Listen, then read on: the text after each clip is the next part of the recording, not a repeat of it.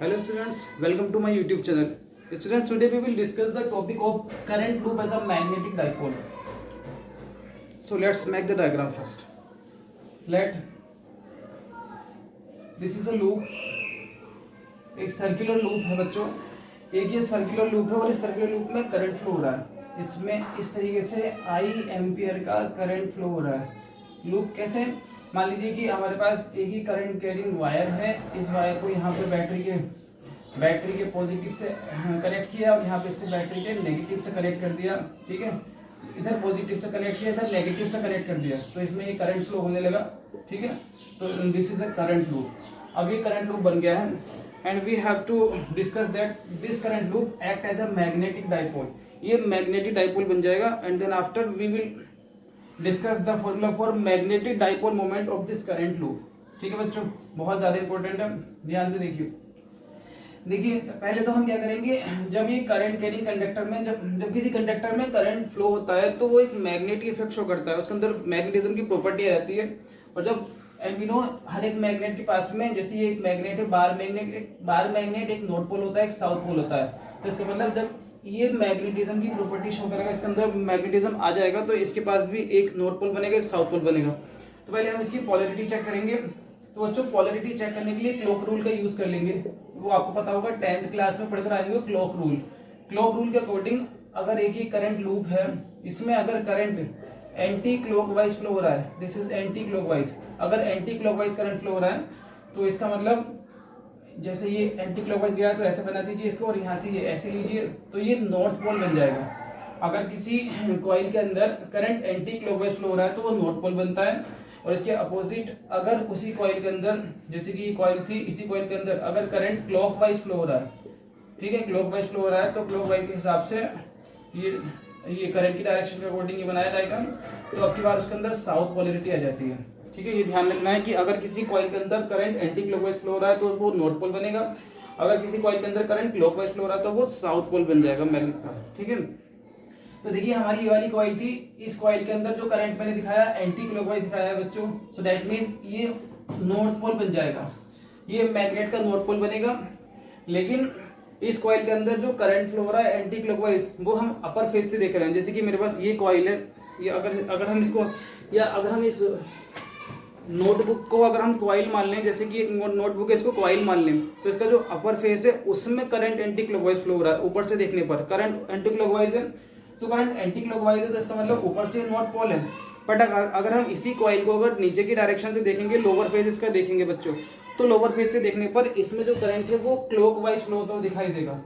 Lower phase से देखने पर इसमें करंट क्लॉकवाइज फ्लो होता हुआ दिखाई देगा। दैट मींस नीचे, जब ये नीचे क्लॉकवाइज दिखाई देगा तो लोअर फेज इसका साउथ पोल बन जाएगा। ठीक है, तो देखिए इस कॉइल का जो अपर फेस है वो नॉर्थ पोल बन गया और जो लोअर फेस है वो साउथ पोल बन गया। दैट मींस इस कॉइल के अंदर नॉर्थ पोल भी है और साउथ पोल भी है, और बहुत कम डिस्टेंस पे दोनों पोल्स हैं। जितनी थिकनेस है इसकी, जैसे अगर मैंने नोटबुक का एग्जांपल दिया, जितनी थिकनेस इस नोटबुक की है बच्चों, ऊपर नॉर्थ पोल नीचे साउथ पोल है, तो जितनी थिकनेस है वो दोनों पोल्स के बीच की डिस्टेंस है। सो दैट मींस ये अब एक मैग्नेटिक डाइपोल है। मैग्नेटिक डाइपोल के लिए दो पोल्स होने चाहिए और बीच में बहुत कम डिस्टेंस होनी चाहिए। That means current loop is a magnetic dipole. इसका जो अपर फेस है लिख देते हैं, अपर फेस जो है, अपर फेस बन गया है north pole and the lower face, नीचे से लोअर फेस है, ये बन गया है बच्चों south pole. That means it is a magnetic dipole.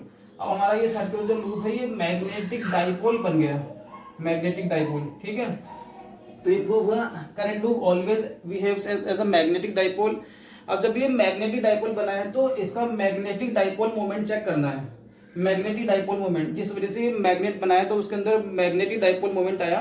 So what is the magnetic dipole moment? ठीक है, मैग्नेटिक डाइपोल मोमेंट चेक करेंगे। And students, magnetic dipole moment is represented by capital M.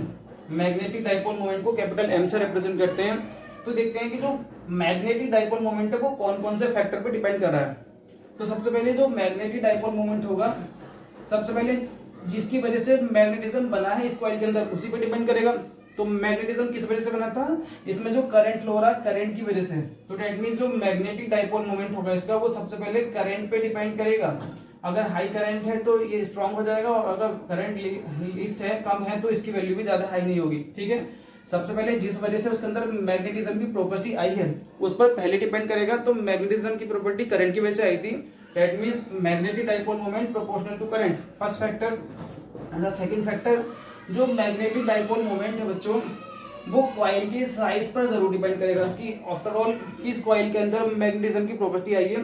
तो दैट मींस कॉइल का जो size है उस पर depend करेगा। तो दैट मींस कॉइल के साइज का मतलब इसके एरिया पर डिपेंड करेगा, एरिया सेकंड फैक्टर।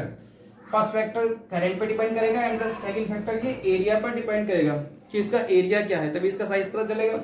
तो दोनों फैक्टर से एक साथ यूज करेंगे from 1 and 2 we will see m proportional to I and A, ठीक है। कांस्टेंट यूज करेंगे इक्वल लगाकर, तो m is equal to K I ए हो जाएगा, m will be equal to K I A, m is equal to K I A where k is a constant और इस constant की जो वैल्यू होती है वो एसआई में 1 होती है, ठीक है। k कांस्टेंट है, जब इसकी वैल्यू रखी तो एसआई में इसकी जो वैल्यू बनी it is 1, so that means m is equal to I A. जो मैग्नेटिक डाइपोल मोमेंट आया है कॉइल का it is I A, where I is the current and A is area of the coil. अब देखिए यहाँ पर हमने जो कॉइल का टर्न दिया है ओनली सिंगल टर्न है, तो सिंगल टर्न के लिए करंट का जो मैग्नेटिक डाइपोल मोमेंट आया वो आई ए आ गया। मान लीजिए हमने जैसे कॉपर का वायर था इस तरीके से इसकी रैपिंग एक बार रोल कर दी, 2 टाइम्स कर दी, तो सेकंड कॉइल का भी आंसर आई ए हो जाएगा। तो दैट मींस अगर 2 टाइम्स होगा तो उसके आगे 2 लगा देंगे, आई ए और आई ए 2 बार जुड़कर 2 आई ए हो जाएगा।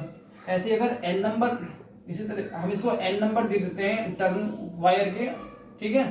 तो लिखेंगे for n number of turns, अगर n नंबर हो जाएंगे टर्न के कॉपर के वायर को, n टाइम्स हमने इसको सर्कुलर लूप बनाया तो n टाइम्स इसका मैग्नेटिक डाइपोल मोमेंट ऐड होगा, तो फाइनली आंसर कितना हो जाएगा m is equal to N I A, ठीक है। m is equal to N I A for n number of turns. अगर n नंबर ऑफ टर्न दे रखे हैं कॉइल के लिए तो उसका आंसर आएगा N I A, where n is the number of turns, i is the current and a is the area. ये बात पता होनी चाहिए।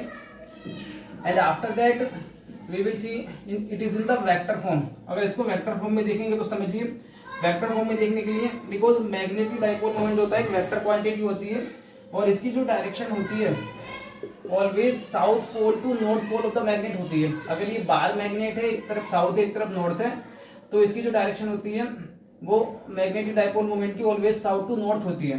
तो इसको हम वेक्टर फॉर्म में लिखेंगे तो m के ऊपर वेक्टर लगा देंगे, so m is equal to vector, और n को ऐसे लगा दीजिए i, क्योंकि n एक नंबर है वो स्केलर है और i जो है वो करंट स्केलर क्वांटिटी होता है, इसमें अभी है एरिया, तो एरिया पे वेक्टर लगा देंगे, ठीक है। m is equal to N I A, क्योंकि चैप्टर 1 में गॉस थ्योरम वाले चैप्टर में पढ़ा था कि एरिया भी एक वेक्टर बन जाता है।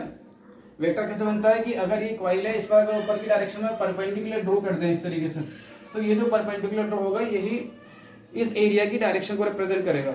जैसे कि अगर हम ये एक एरिया माने मेरा हैंड एक एरिया है, तो इसमें ऊपर को परपेंडिकुलर ड्रॉ करा, this perpendicular will show the direction of the area vector. तो देखिए एरिया ऊपर की डायरेक्शन में परपेंडिकुलर ड्रॉ करेंगे तो वो डायरेक्शन को रिप्रेजेंट करेगा। सो दैट मींस इसका जो डायरेक्शन आना चाहिए डाइपोल मोमेंट का वो परपेंडिकुलर अपवर्ड आना चाहिए, है ना, ऊपर की डायरेक्शन में, क्योंकि एरिया वेक्टर ऊपर की डायरेक्शन में गया है तो ऊपर की डायरेक्शन में आना चाहिए। और वैसे भी जो मैग्नेटिक डाइपोल मोमेंट की डायरेक्शन होती है वो साउथ पोल से नॉर्थ पोल की तरफ होती है ऑलवेज। तो नीचे साउथ पोल है, ऊपर नॉर्थ पोल है, इसका मतलब इसकी जो डायरेक्शन होगी बच्चों m की डायरेक्शन वो परपेंडिकुलर अपवर्ड होगी, ठीक है, वर्टिकली अपवर्ड। तो if we have to write the direction तो क्या लिखेंगे, वर्टिकली अपवर्ड, इसकी डायरेक्शन वर्टिकली अपवर्ड हो जाएगी, ठीक है, vertically upward direction. So this is very important topic, I think समझ में आएगा आपको। Thank you for watching the video.